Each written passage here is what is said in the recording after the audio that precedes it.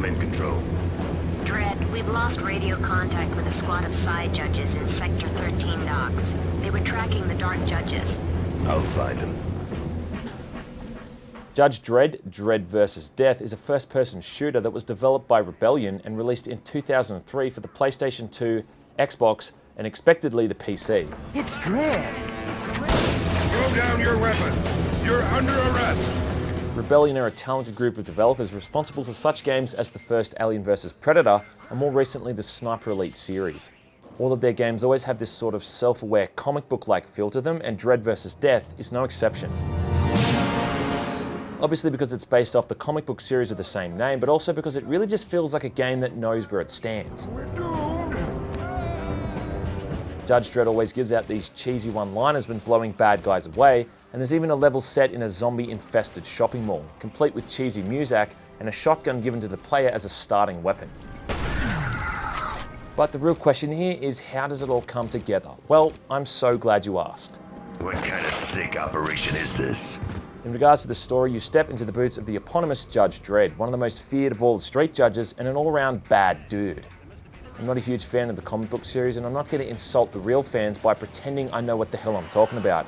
My knowledge pretty much extends to the two films, a couple of hand-me-down comics I got as a kid, and the Genesis game based off the Stallone film. Anyway, as far as I know, the general premise is that the series is set somewhere in the future, where the majority of Earth's population resides somewhere called Mega City 1. Having such a huge population in one place, you'd expect there to be a lot of crime, and there is. The answer to this is the judges, able to hand out sentences to citizens as they see fit, and this is something that carries across into Dredd vs. Death. Life imprisonment. In the game, this translates to Dredd being able to hand out something as small as a 3 or 4 month sentence to life in prison with the press of a button. You're taking the big ride. When in combat with human enemies, they will often drop their weapon in submission, allowing you to arrest them and hand down a sentence instantly. You can even arrest so-called innocent civilians for something as simple as smoking a cigarette. Awesome. The guy who does Dredd's voice pulls off the stoic, disinterested mood quite well, and some of the quips he busts out are great to listen to. You fought the law, and the law won. Initially, the game just centers around this style of gameplay, moving through the streets of Mega City 1 and arresting people if they even look at you the wrong way. Then soon into the campaign, the evil Dark Judges get released from imprisonment, and you have to chase them down, dealing with vampires, zombies, and all manner of street thug scum along the way.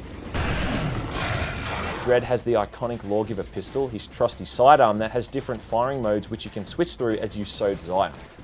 The most basic is a burst firing mode which does moderate damage, but you've also got ricochet, explosive, incendiary, and armor piercing. These are pretty cool at first, but the most basic mode gets the job done fine as is. You can also carry a secondary weapon as well, and these are quite often as effective, if not more so than the Lawgiver.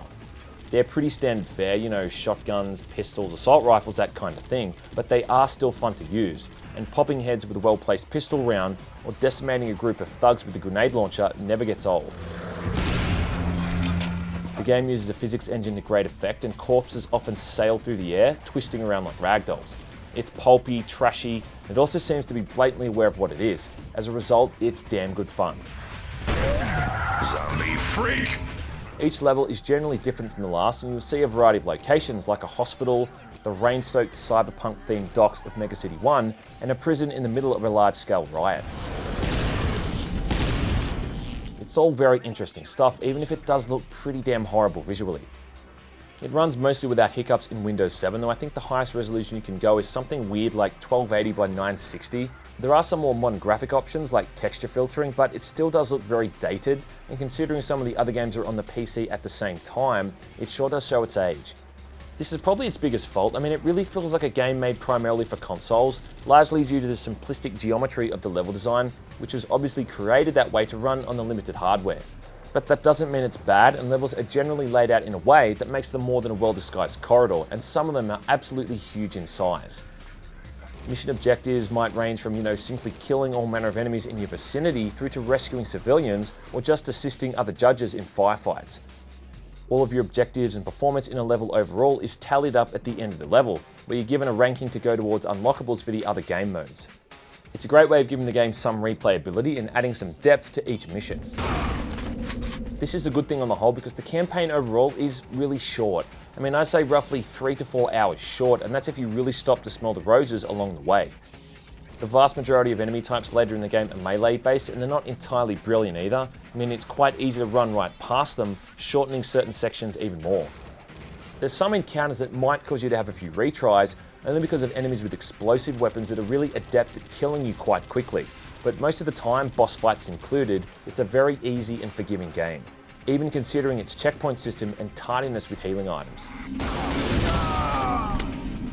Aside from the campaign, you've also got an arcade mode, which is a series of challenges you have to complete, like, killing a certain amount of people as quickly as possible. These are fun enough, I guess, but they do feel sloppy and rushed, and they're a bit hit and miss. Lastly, there's also your standard multiplayer component, deathmatch, all that kind of stuff, but finding a match online is pretty much impossible. So you'll probably end up having to set up matches against the bots, which gets boring pretty fast, mostly because the bots are just absolute assholes. All things considered, I think Dredd has really been treated fairly well here, though you have to consider how short the campaign is and the fact that it does show its age in a lot of ways.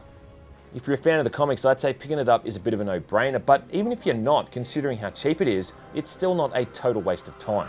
I got a bad feeling about this. Judge Dredd is one of those protagonists like James Bond or Batman that is tolerable no matter how he's treated in any form of media.